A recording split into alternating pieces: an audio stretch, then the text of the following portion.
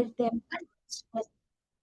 a renta de tercera categoría para lo que corresponde a negocios y empresas respecto al formulario 710. Muy bien, vamos a dar inicio a la charla.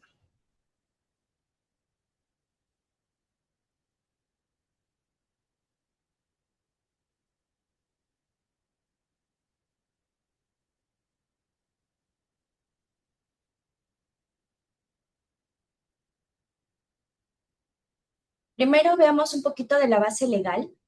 Hay que tener presente que el impuesto a la renta se regula bajo el Decreto Supremo 179/2004 y normas que vayan modificándolo a esta resolución.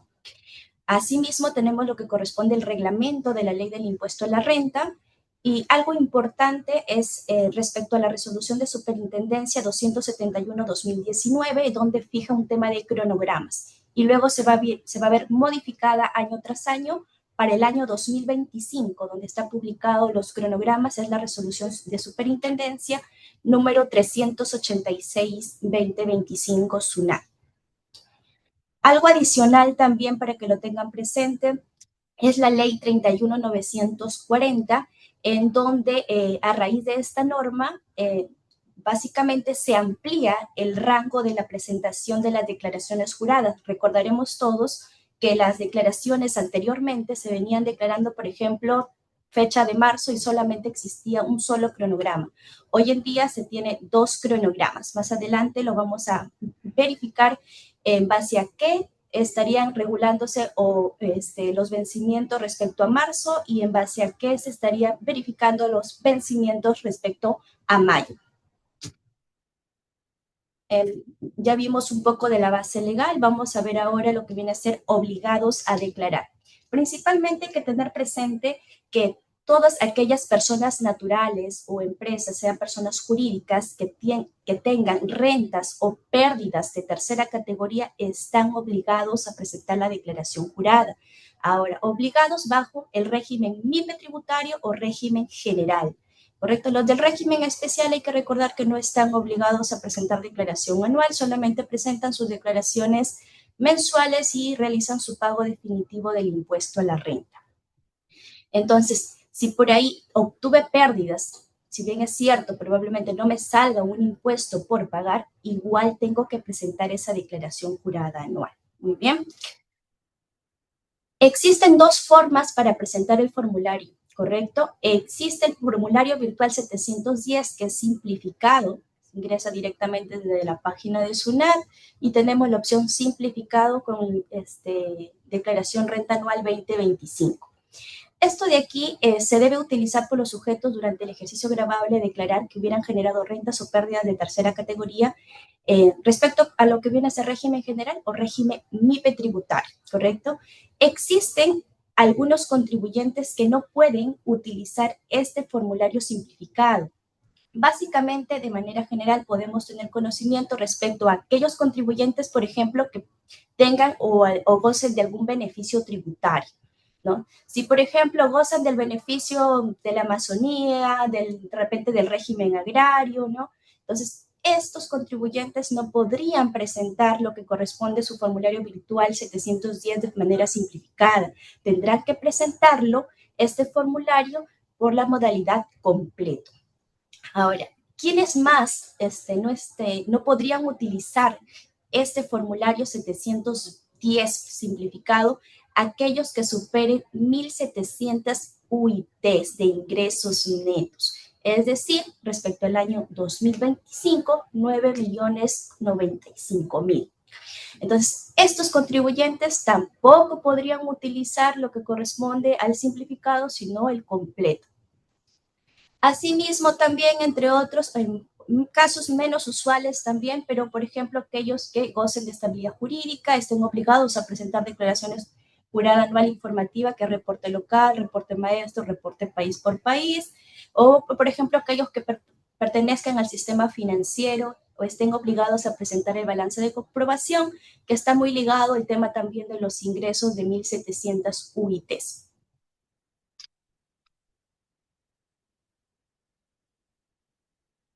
Bien, respecto al formulario virtual 710 simplificado y completo, ya está disponible Este se pone disponible desde el día 2 de enero del año 2026, disculpen ahí el detalle del año, para que puedan realizar su declaración respecto al año 2025, ¿correcto? Entonces, ya se encuentra habilitado este formulario 710. Aquellas empresas o personas que tienen negocio que de repente requieren realizar su declaración con anterioridad a su vencimiento, lo pueden hacer. Muchas veces es para que puedan utilizar, por ejemplo, su saldo a favor, ¿no? Entonces es necesario que cumplan con el requisito de enviar primero la declaración para hacer uso de ese saldo a favor. Entonces, algunos contribuyentes sí no esperan al vencimiento, sino que de repente ya lo realizan en enero o en febrero. Existen algunas novedades que corresponden dentro de las más importantes, que son respecto a casillas de lo que viene a ser, por ejemplo, 351, 490.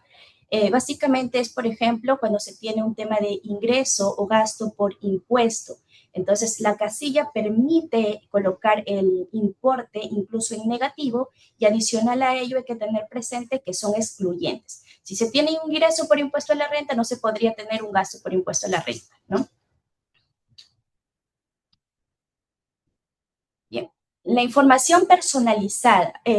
Si bien muchos todavía de repente no han generado la declaración jurada en enero, pero ya a partir del 16 de febrero, correcto, la información ya está cargada de manera automática. Esta información es con respecto a saldos a favor, pagos a cuenta que se hayan realizado en el año 2025, retenciones del impuesto, el ICTAN efectivamente cancelado durante el año 25, que se utilizó, se aplicó como crédito contra los pagos a cuenta. Entonces, esa información carga de manera automática y está ya disponible a partir del día 16 de febrero en adelante. Los contribuyentes que al 31 de diciembre del 2025 hubiesen obtenido ingresos superiores a 1.700 UITs, es decir, más de 9.095.000, están obligados a presentar el balance de comprobación en el formulario 710 completo. Ahí se presenta. El tema de la presentación y algo que hemos visto de manera muy usual y lo menciono justamente para que no se siga viendo estos casos, es de que si bien es cierto los cronogramas anuales, ahora existen dos cronogramas, uno en marzo y el otro en mayo, el vencimiento de lo que corresponde, por ejemplo, el ITAN no se ha movido, sigue siendo marzo, es para que lo tengan presente. Muy bien. Ahora, el balance de comprobación va a representar lo que viene a ser tanto las sumas del debe como las sumas del libro diario, que se va a comparar y debería ser equivalente a lo que viene a ser el libro mayor.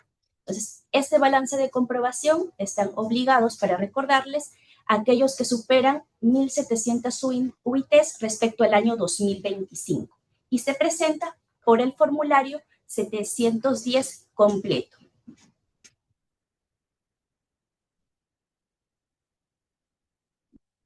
Aquí se observa lo que corresponde a los montos que se van a determinar, lo que corresponde al balance de comprobación. Básicamente son ventas netas, ingresos financieros grabados, otros ingresos grabados.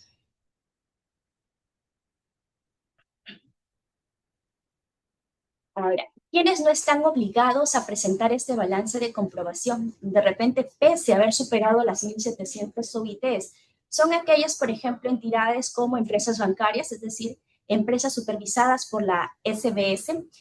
Estas empresas están excluidas de presentar el balance de comprobación. Cooperativas, entidades prestadoras de salud, correcto, lo que vienen a ser cajas. Entonces, ellos no presentan balance de comprobación. Respecto a los cronogramas que le venía mencionando, les decía que existen dos cronogramas, ¿correcto? El primer cronograma corresponde al inicio de vencimiento el 26 de marzo hasta el 13 de abril del 2026. ¿Quiénes están obligados a presentar dentro de este cronograma? Primero, los que superan 1.700 UITs respecto a sus ingresos del año 24. Superan este importe, entonces están obligados a presentar en periodo marzo o abril según su último dígito del RUC. Ahora, Si supongamos que iniciaron en el año 2025, y eso también se hace mención a raíz justamente de un informe que saca posteriormente SUNAT, porque inicialmente no se tenía claro, ¿no? Indicaban de repente, por ejemplo, pero yo recién comencé el año 2025, entonces yo no tengo ingresos el año 2024. Sin embargo, es referente, corresponde mencionar que si no se tuvo operaciones en el año anterior, es decir, iniciaron operaciones en el año 2025, este contribuyente le corresponde el cronograma de marzo. ¿Está bien? Eso sí hay que tenerlo presente. Es decir, nuevos contribuyentes que inician operaciones en el año 25, sí o sí se presenta la declaración en marzo. Quienes también están obligados a quienes que, por ejemplo, están dentro de grupos económicos, ¿no? Tiene de repente, pertenece a un grupo más grande, una empresa pequeña pertenece, no sé, se me ocurre al de repente el Grupo Gloria, ¿no? U otro tipo de empresas mucho más grandes. Es decir, si forman parte de estos grupos económicos, también están obligados a presentar su declaración en marzo. Ahora, el segundo cronograma, ¿no? Entonces, en el segundo cronograma está dirigido para micro y pequeñas empresas, es decir, para aquellos que no superan 1.700 UITs, correcto, de ingresos, estos presentan a partir de mayo. Comienza el cronograma 27 de mayo y termina el 10 de junio. Entonces, diríamos que los que van a presentar en mayo son las micro y pequeñas empresas que no superan 1.700 UITs y que habrían comenzado a tener actividades antes del 2025. Estos serían los únicos que están obligados a presentar como fecha límite a partir del 27 de mayo. Bien, para recordar también respecto a las tasas del impuesto, va a depender del régimen tributario en donde se encuentren, teniendo presente que el régimen MIPE tributario verifica los ingresos netos anuales hasta 300 UITs, realizan un pago a cuenta del 1% y más de 300 UITs hasta 1.700 UITs que permite este régimen, se aplicará lo que corresponde al coeficiente o el 1.5%, el que resulte mayor como pago a cuenta. Ahora, para determinar el impuesto a la renta respecto al régimen IP tributario, hasta 15 UITs de ganancia neta, se aplicará la tasa del 10% y más de 15 UITs de ganancia se aplicará la tasa del 29.5%. Por otro lado, tenemos el régimen general, que si bien tiene una mayor carga tributaria, este no tiene límite de ingresos y se aplicará lo que corresponde al impuesto a la renta anual de la tasa de 29.5%. Es decir, si me encuentro en el régimen general y obtengo, así sea, 1.000 soles de ganancia neta, aplicaré la tasa del 29.5%, mientras que en el régimen MIPE, si existen dos escalas, hasta las primeras 15 UITs, aplicaré solamente la tasa del 10%.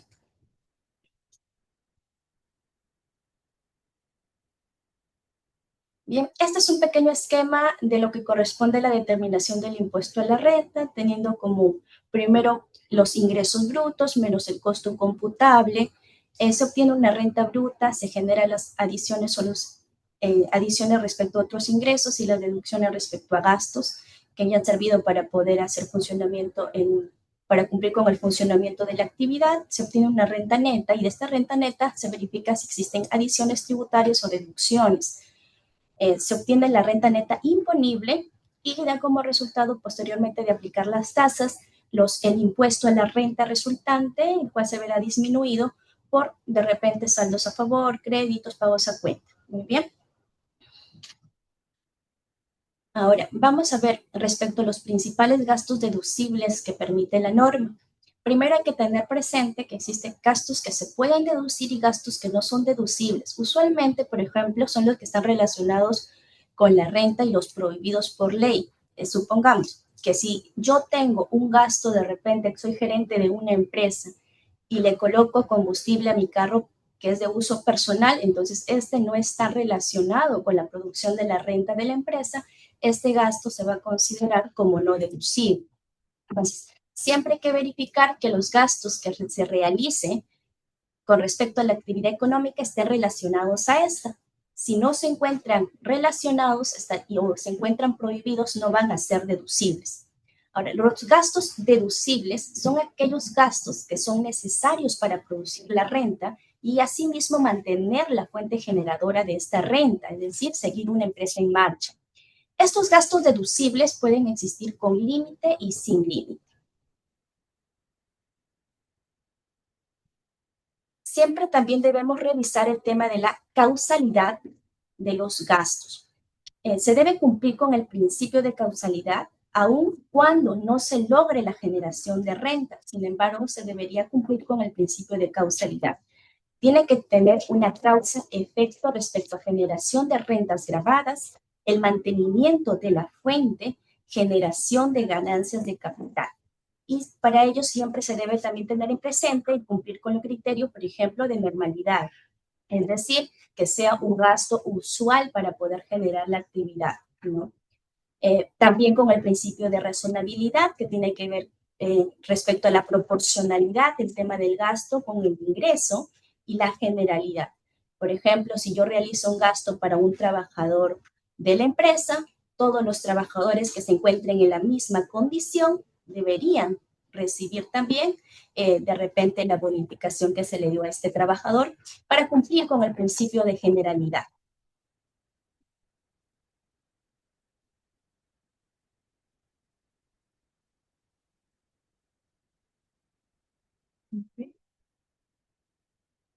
Ahora veamos los gastos deducibles con límite.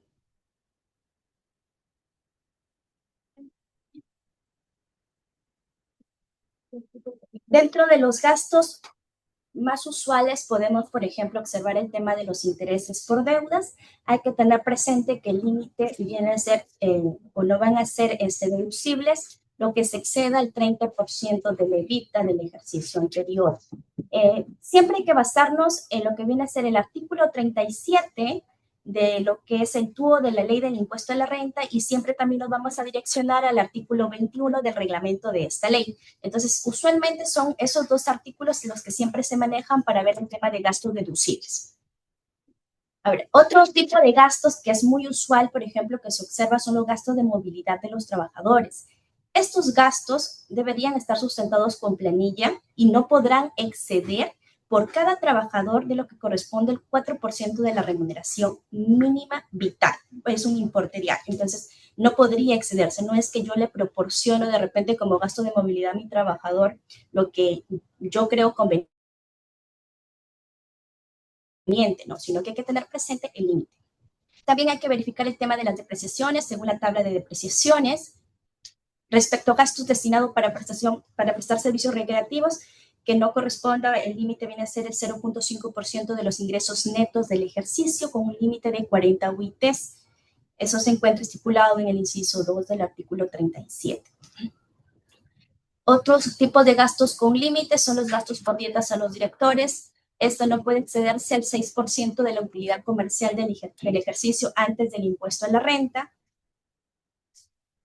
Gastos por remuneraciones de accionistas, titulares, remuneración del cónyuge o parientes. Esto es importante porque a veces le colocan a los parientes dentro de la planilla. Estos gastos son aceptados, pero siempre que se pruebe primero que trabajen en el negocio y que su remuneración exceda el valor de mercado. Entonces, se debe cumplir con estas condiciones para poder ser deducible. Los gastos de representación. Respecto a los gastos de representación, hay que tener presente que el límite es el 0.5% de los ingresos brutos con un límite de hasta 40 UITs. Esto se encuentra comprendido en el inciso Q del artículo 37 y así nos vamos al reglamento, sería el inciso M del artículo 21. Entonces, no es que todos los gastos de representación van a ser deducibles, hay que tener presente el tema del límite.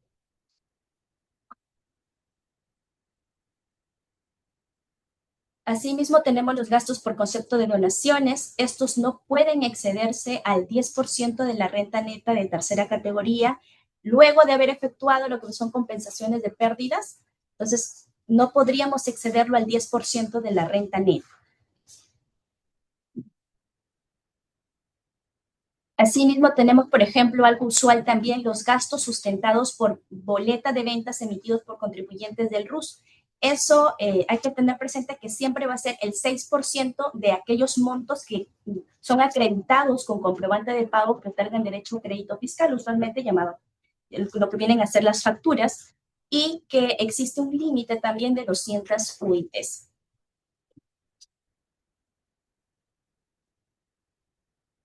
Los gastos por concepto de donaciones, hay que tener presente que estos gastos no podrían excederse al 1.5% del total de las ventas respecto al ejercicio que realicen los contribuyentes, entendiéndose por alimentos, para estos efectos cualquier sustancia comestible apta para el consumo humano. Entonces, si requiere generar donaciones de alimentos, hay que tener presente este límite del 1.5% del total de las ventas de alimentos de ese ejercicio. Esto se encuentra dentro del artículo 37 en el inciso X.1. Respecto a los gastos deducibles que no son sujetos al límite, tenemos, por ejemplo, los tributos que recaen sobre bienes o actividades productoras de renta, las primas de seguro, los gastos de organización o los gastos preoperativos iniciales que van a dar inicio a lo que viene a ser la empresa, provisiones para beneficios sociales, las pensiones de jubilación, los gastos y contribuciones destinadas a prestar al personal de servicio de salud, culturales, educativos, los gastos de exploración, preparación y desarrollo en que se incurren los titulares de actividades mineras, las regalías, tomándose en consideración siempre la causalidad y la proporcionalidad, los importes de arrendamiento, muchas de las empresas, por ejemplo, justamente arriendan de repente predios para que puedan generar su actividad. Entonces, estos importes de arrendamiento tampoco no son sujetos al límite y asimismo tenemos los desmedros por mercadería vencida, siempre que cumplamos con los requisitos, ¿correcto? Todo ello se encuentra comprendido en el artículo 37. Así también tenemos gastos sujetos a condición. Dentro de los principales gastos que podemos, por ejemplo, observar, son aquellos gastos por aguinaldos, bonificaciones, gratificaciones, retribuciones. Usualmente aquí se tiene que verificar el tema de la generalidad, ¿correcto? Por ejemplo, aquellos gastos que se generen por premios en dinero, en especie, que realicen los contribuyentes con el fin de promocionar y colocar en el mercado sus productos o servicios, también son gastos que permiten deducción. Algo también que siempre se observa, por ejemplo, son los gastos de capacitación al personal. Eso también es algo recurrente, ¿correcto? Esto se encuentra dentro del inciso 2 del artículo 37 de la ley. Entonces, este gasto también es permitido deducir bajo condición. Bien, ahora vamos a ver un caso breve respecto a lo que viene a ser renta de tercera categoría. Indica que la empresa comercializadora Jansac, identificada con el número de RUF, el que podemos observar, 20 12 34 5 6 7 8 9, con domicilio en calle Alcohol 940A. Tiene como actividad principal la comercialización de alimentos en general, desarrolla actividades desde el año 2018 y se encuentra acogida en el régimen MIPE tributario. Entonces, requiere que para efectos de la declaración jurada anual del impuesto en la renta de tercera categoría respecto al año pasado 2025, se presenta la siguiente información. El estado de situación financiera, valores históricos al 31 de diciembre, refleja una utilidad desde participación de utilidades e impuestos de 528.781 y partiendo de este monto que deberá consignarse en la casilla 484 del estado de resultados, se efectuarán los ajustes tributarios pertinentes a fin de determinar la renta neta imponible. Posteriormente veremos el tema de los gastos que se generarían, así como también deducciones y adiciones tributarias. Ha realizado pagos a cuenta del impuesto a la renta correspondiente al ejercicio 25, conforme lo indica el artículo 85 de la Ley del Impuesto a la Renta, por un importe total de 40.716. Asimismo, cabe indicar que la empresa ha compensado contra sus pagos a cuenta lo que corresponde al ITAM, efectivamente pagado por un importe de 13.669 que lo han utilizado contra estos pagos a cuenta. Y el 31 de diciembre del año 2025, la empresa cuenta con un total de 5 trabajadores bajo la relación de dependencia. por lo cual no está obligada a otorgar participación de utilidades. Hay que recordar que el tema de la participación de utilidades es a partir de más de 20 trabajadores. Muy bien. Observamos el estado de situación que nos brindan en la diapositiva anterior, donde nos dicen que efectivamente se tiene una utilidad de valores históricos de 528.781. Observamos los asientos al balance y por último observamos el balance final al 31 de diciembre del 2025, donde se verifica que se tiene una utilidad del ejercicio por 362.463 soles. Bien, si partimos del monto donde nos dicen que el valor histórico de la utilidad son 528.781, deberá consignarse en la casilla 484 del estado de resultados. Este se verá vulnerado por los ajustes tributarios que se vayan a realizar a fin de que se pueda determinar la renta imponible. Del análisis de las cuentas del estado de situación financiera y del estado de resultados se han determinado las siguientes adiciones y deducciones tributarias. Respecto a este caso, se observa lo siguiente. Vamos a tener gastos que no son deducibles y van a existir una diferencia permanente, es decir, que no va a ser en algún momento, digamos, un gasto como tal o no va a ser reversible. Por ejemplo, tenemos compra de combustible, pero esta compra de combustible, ¿qué pasó? Se realiza la compra de combustible por 5.247 sustentadas en comprobantes de pago. Entonces, punto número 1, hasta ahí estaría correcto. Sin embargo, no consigna el número de la placa del vehículo. Entonces, al no cumplirse con esta condición, este tipo de diferencia va a ser una diferencia permanente, es decir, es un gasto no deducible de manera permanente. En el punto número 2, por ejemplo, observamos los gastos sustentados en comprobantes que no reúnen requisitos establecidos. Dice, se ha contabilizado como gasto el monto de 4.117 soles, sustentados en comprobantes de pago que no detallan el tipo de servicio prestado ni la cantidad de productos adquiridos. Entonces, al no reunirse las condiciones suficientes, este también será un gasto no deducible de manera permanente.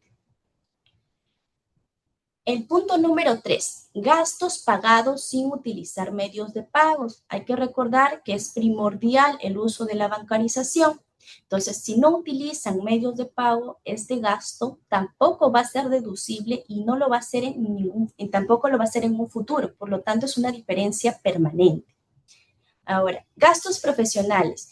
Gastos profesionales cancelados en el ejercicio 2026. Entonces, no es un gasto del año 2025, no se canceló en el año 2025. Entonces, en el mes de diciembre se contabiliza como gasto el monto de 4.120, según recibo por honorario número 520, por concepto del servicio de apoyo de control de inventarios. Dicho recibo se pagó un mes después de la declaración jurada anual de renta del 2025.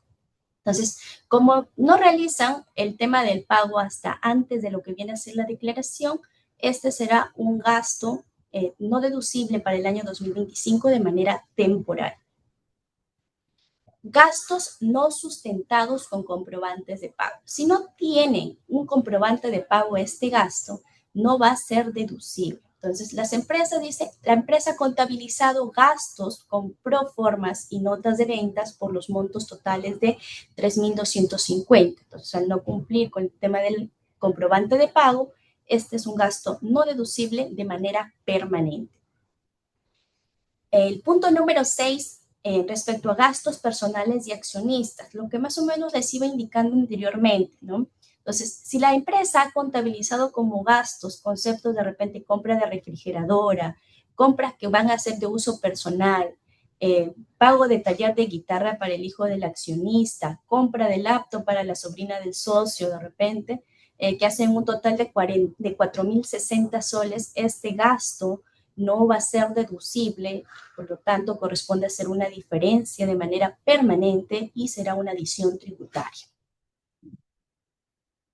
Tenemos en total, respecto a lo detallado, una adición total de 176.000, por ejemplo, 464, ¿no? Es en el ejemplo. Bien, gastos que son deducibles. Entonces, tenemos, por ejemplo, trabajador con discapacidad. la deducción adicional por contratar a trabajador con discapacidad, tenemos una deducción de 20.207. Tenemos ingresos por dividendos, que durante el año ejercicio 2025 ha percibido 28.200 por dividendos de unas inversiones en otra empresa jurídica. Tenemos lo que corresponde a 28.200 y una depreciación acelerada por contrato de leasing, que viene a ser un gasto deducible de 22.810. Este es un gasto deducible y genera lo que viene a ser una diferencia temporal. Bien, lo dejamos un momentito el tema de los gastos, las adiciones y las deducciones tributarias, y ahora vemos un poco respecto a lo que corresponde al ITAM. En el enunciado nos indicaba de que el contribuyente había generado un pago de 13.669 de ITAM. En este ejemplo se pone lo siguiente: se tiene un total de activos al 31 de diciembre del 2024, por ejemplo, de 4.813.567, se tiene deducciones de 396.412 de acuerdo a la norma, y se tiene un total activo neto actualizado de 4 millones. Entonces, aquellas empresas que superan el millón de activos netos están obligados a presentar lo que viene a ser la declaración de ITAN, que como ya les mencionaba, esta declaración jurada se presenta con periodo marzo. Vencimiento de marzo, de acuerdo al cronograma mensual, se tiene que presentar sí o sí la declaración de ITAN, pese a que mi declaración jurada del impuesto a la renta de repente vence en mayo o en junio. Muy bien, entonces la base primero que está exenta de lo que viene a ser, exenta o con tasa 0%, es 1.000.000. El exceso de 1.000.000, la tasa es 0.4%, teniendo como base lo que corresponde a los 4.417.155, tenemos el impuesto de 13.669. Estos pagos de ITAM se pueden realizar en pagos por cuotas que pueden ser utilizadas para pagos a cuenta del impuesto a la renta, contra estos pagos a cuenta del impuesto a la renta. La forma de cancelarlo es en 9 cuotas. Se tendría entonces pagos de 1.519, excepto la última, es decir, se pagaría de marzo a noviembre. La determinación respecto a los pagos a cuentas del impuesto resultante de manera mensual se observa en la primera columna, en la tercera columna, disculpen, impuesto resultante que se obtiene de mes a mes, y luego genera el tema del pago de ITAM, que van a ir en contra de este impuesto, y luego un pago como un impuesto como tal pagado, que sería básicamente la diferencia.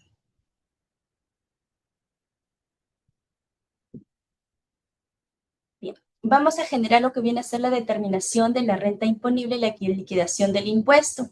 Si se tiene una utilidad antes de participaciones de impuesto de 528.781, teníamos nuestras adiciones, que veíamos adiciones tributarias por los gastos que no van a ser deducibles, de 176.464, menos las deducciones de 51.217 soles. Tenemos una renta imponible de 654.028 soles. Posteriormente tenemos lo que viene a ser nuestra liquidación de impuestos. Nos indicaba que la empresa se encuentra en el régimen MIPE tributario, donde se aplica una tasa escalada de 10% hasta 15 UITs y posteriormente 29.5%, donde se determinará un impuesto por regularizar de 136.574, dado que se tenía ya pagos a cuenta de 40.716, que viene a ser del impuesto de las declaraciones mensuales debidamente canceladas.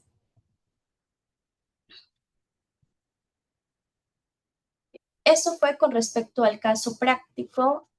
Ahora, algunas normas, informes o resoluciones que hay que tener presente es respecto, por ejemplo, el informe número 41-2024, que es justamente debido a lo que viene a ser la ley 31.940, se llega a indicar y se llega a precisar en este informe que aquellas empresas que iniciaron, por ejemplo, en el mismo año 2023, la declaración jurada del año 23 va a ser con el primer cronograma.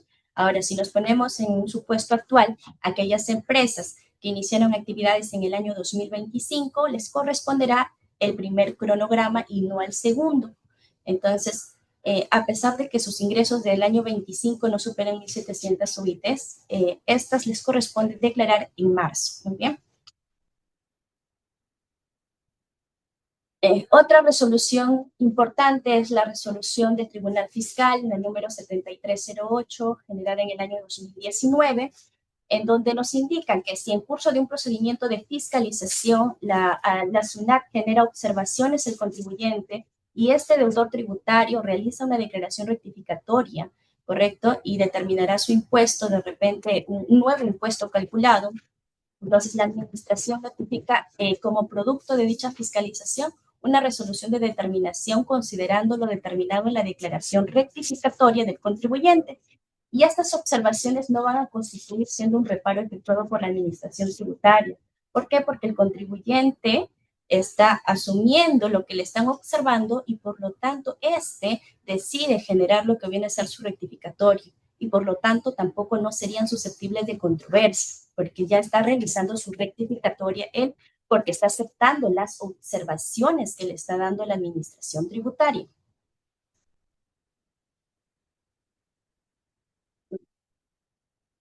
Respecto a la resolución del Tribunal Fiscal 8082 del año 2024, indica el artículo 13b del reglamento del régimen de gradualidad aplicable a infracciones del Código Tributario aprobado por la resolución 063-2007 y modificada con la resolución 078-2021. Bueno, esta resolución fue generada incluso antes de la última modificatoria, que fue la 07-2025, para que lo tengan presente, respecto a donde también hacen mención a que aquellas empresas que no superan 19 UITs tienen un mayor margen de gradualidad. Muy bien, entonces indica que es aplicable en el caso de la infracción tipificada en el numeral 1 del artículo 176 del citado código por infracciones por no presentar declaraciones que contienen la declaración de la deuda tributaria vinculada además al impuesto de la renta a otros tributos distintos al impuesto de la renta. Haciéndose mención, por ejemplo, así, que también se aplica este régimen de gradualidad a, por ejemplo, me olvidé de repente de declarar planilla, me olvidé de repente de declarar ITAM, porque si bien es cierto, puedo superar de repente el 1.000.000, pero de repente no supero lo que corresponde a 150 UITs de ingresos netos del año anterior.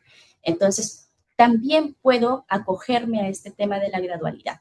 Entonces, para repasar esta última resolución del Tribunal Fiscal, existe respecto a gradualidades la resolución 063-2007, que fue modificada por la resolución 078-2021 y posteriormente la última modificatoria que fue la 07-2025, en donde adicionaban respecto a los ingresos que percibe la micro o pequeña empresa hasta 19 UITs.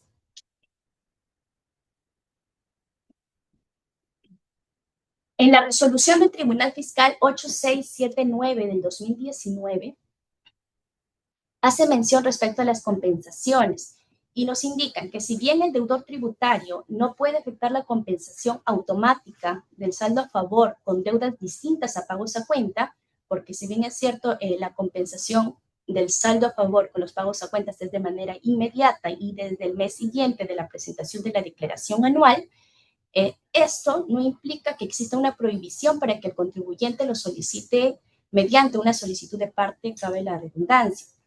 Esta solicitud se puede presentar por formulario 1648 y de no ser posible por ese medio, se puede presentar por mesa de partes.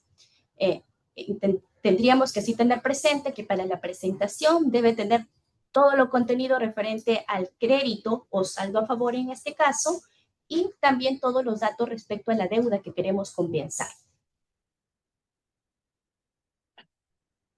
Y por último tenemos el informe 124-2025, donde indica que el saldo no utilizado por ITAM de un ejercicio debidamente pagado puede ser compensado solicitud de parte contra los pagos a cuenta mensuales y de la regularización del impuesto de la renta correspondiente a un ejercicio posterior. Y así lo indica justamente el artículo 40 del Código Tributario. Entonces, podemos observar aquí el tema de las compensaciones. Eso es respecto a lo que corresponde a rentas de tercera categoría y la presentación de las declaraciones anuales, siempre para recordarles que lo que corresponde a la declaración anual, si bien existe 2 cronogramas, ya lo pueden hacer desde el día 2 de enero del año 2026, pueden ir presentando sus declaraciones. A partir del día 16 de febrero ya se ha generado lo que viene a ser la carga de información de manera automática, lo pueden verificar justamente para la presentación de la declaración anual. Otro punto que también les quiero resaltar nuevamente es el tema del ITAN. El vencimiento es marzo del año 2026, es decir, de acuerdo al cronograma de marzo, su vencimiento en abril. No es como tal, no se ha movido el cronograma del ITAN, así como se movió el tema del cronograma del impuesto a la renta. Entonces evitemos justamente ese tema de infracción. Si sobrepasa el 1 millón, tengo sí o sí la obligación de presentar esta declaración de ITAN. Algo que también puedo resaltar respecto a la charla es que hay que recordar el tema de los principios para poder deducir los gastos. Tiene que cumplir con ciertos criterios para la deducción. No puedo colocar todos los gastos si de repente no se cumplió con los criterios de normalidad, razonabilidad o generalidad. Respecto a los cronogramas, ya se mencionó 2 cronogramas. Y también sobre el tema de que tendrían que presentar el formulario completo, por ejemplo, aquellos que tienen algún beneficio tributario o que superan 1.700 UITs principalmente. Se da por terminado la charla. Asimismo, les invitamos a poder llenar y calificar en la charla generada mediante el código QR. También se le va a ser trasladado por el medio virtual para que puedan generar el tema de la calificación.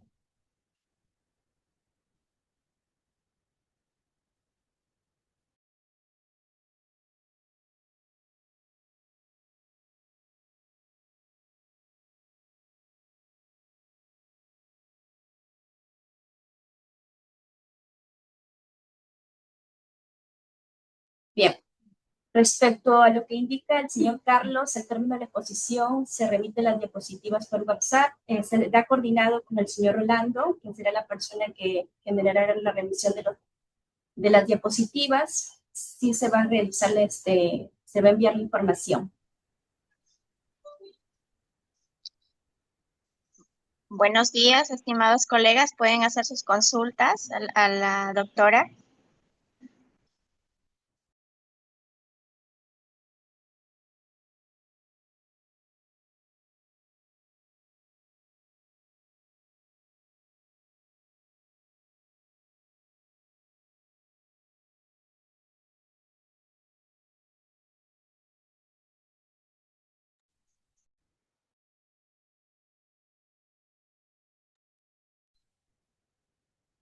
También les invitamos a llenar la encuesta, por favor.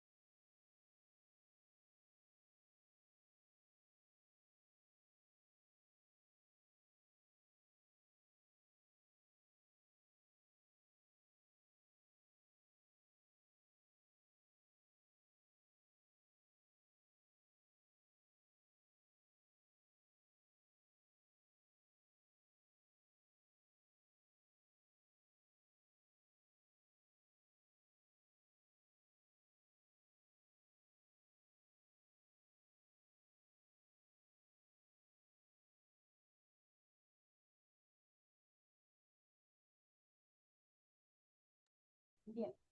Al no observar consultas, agradezco la invitación del Colegio de Lambayeque. Asimismo, reitero un cordial saludo de parte de toda la Intendencia de Lambayeque, un afectuoso abrazo para todos ustedes, esperando que se encuentren bien de salud. Asimismo, también aprovechamos para saludar por el Día de la Mujer que se celebra el día 8 de marzo. Un fuerte abrazo para todos. Muchas gracias. Muchas gracias a usted, doctora, por su participación también. Gracias a nombre del Colegio de Contadores, por esta importante ponencia. Esperemos, en otro momento contar también con más, capacitaciones por la Intendencia. Gracias, doctora. Muchas gracias, estimada Marisol. Hasta luego. Hasta luego.